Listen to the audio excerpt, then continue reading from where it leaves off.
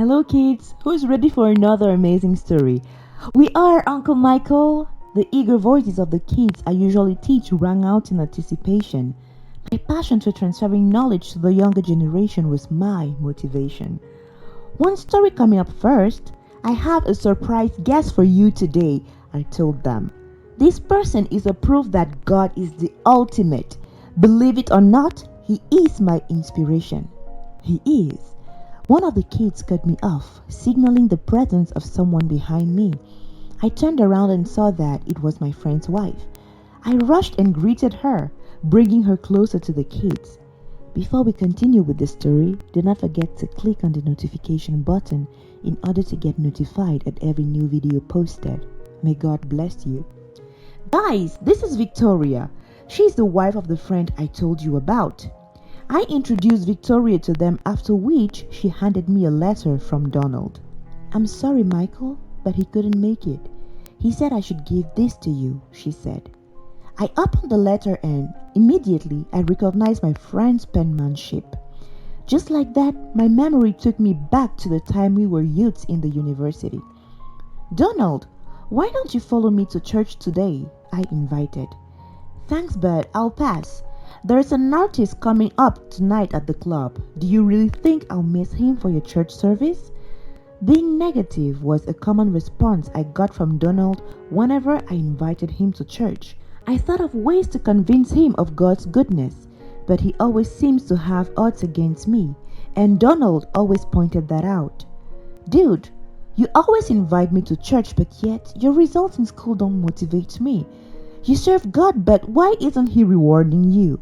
Your results are barely above average and you don't stand out in excellence. Look at me. I have scholarships lined up for me after I graduate from here. I have my life planned for years. Do you expect me to become like you? He said. Honestly, I almost began to see reason with Donald's point. He's not a Christian, yet he has it all going well for him. Excellent grades and lots of friends. Money wasn't an issue for him. It was almost unfair. However, I recalled God's goodness and faithfulness towards me. I recalled how He had given me peace in the midst of a storm and provided me with every need. Nothing lasts forever, Donald. Only the Word of God. You say you have everything figured out, but a man who plans without involving God is headed for destruction. Jesus remains a faithful friend when everyone fades away. Where was He 23 years ago when my mother battled for her life? Where was He when I struggled for us to barely survive? Where was He? You know what, Michael? I think I'll take my chances with fate. This made me feel really sorry for Donald, and I prayed that one way or another, God should encounter him. It was just about time for our graduation from the university. As expected, Donald was the top of our batch with a 3.9 GPA. He immediately got a scholarship and traveled abroad. Distance separated us and we didn't keep in touch very much again. I only learned through one of our class groups that he was doing very well. It has been 8 years since we left university, and Donald is now a very successful CEO in zinc marketing company ZMAC International. He was making 6 figures and married with 2 kids. His name was on the news headline for successful individuals in the nation. I was proud of him.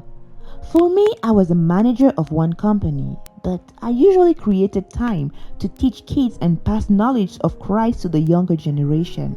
I wished on a time that I would reunite with my friend Donald. It came sooner than I expected. It was Tuesday morning and I was preparing to go to work. My eyes fell on TV and I saw Donald on the news. Unlike the other times, he was being pulled out in handcuffs, having policemen surrounding him. It was heartbreaking. It took me weeks, but I finally managed to visit Donald in the prison cell. I learned that he had been accused of money laundering and was given 20 years imprisonment. During that period, I visited him in prison. I got to know more about his wife and began to reintroduce God to him again. At first he was adamant, but I gave him a Bible. Few weeks later of talking to him over and over again, I finally got through to him and he received Christ. We began to get close and it was just like the old days. Though I didn't see any other visitors except his wife, I did not give much thought about it. So what happened? Did he finally get out? One of the kids asked me. I was seated in my office one day, signing some documents. I had programmed myself to go see him later that day, I continued. It was 6 months since Donald got imprisoned. I got a knock on the door and asked the person to come in.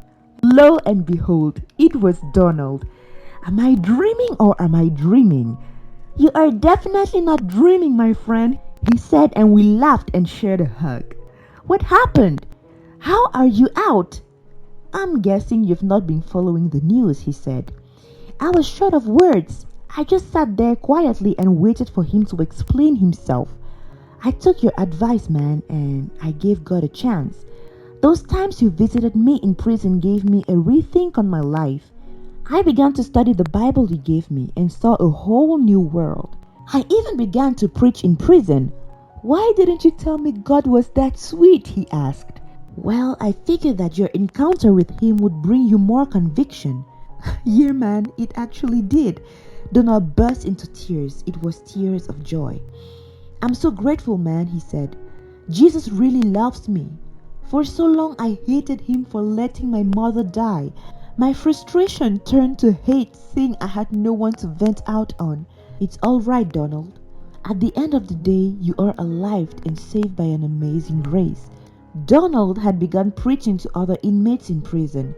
The prison yard turned to a place for prayer as more inmates received Christ under Donald's ministration. 6 months later, he had gotten a parole and was set free. Turns out, his secretary had framed him up, leading to his imprisonment. It was nothing short of a miracle. Following his visit to my office, Donald decided to live a more calm life. Both his wife and kids became my family friends. My wife and kids easily connected with his. I told him about the kids I teach and he readily accepted to participate. We had arranged for him to come today. The children were all anticipating hearing from him. I was surprised that he had sent but a letter. I focused on the letter to read the most heartbreaking and heartwarming stories. It was Donald's voice. Dear Michael, if you're reading this, it means I'm gone. But before you mourn for me, hear me out.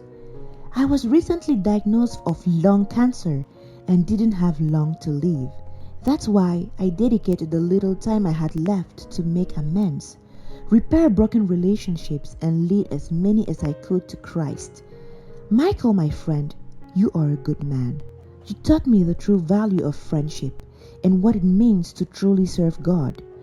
Despite the awful ways I treated you in school and insulted your relationship with God, you never gave up on me. That to me is a true definition of pure love. Lung cancer is not a good thing, my friend, but at least I get to see the Father before you. You were right. Heaven is a beautiful place.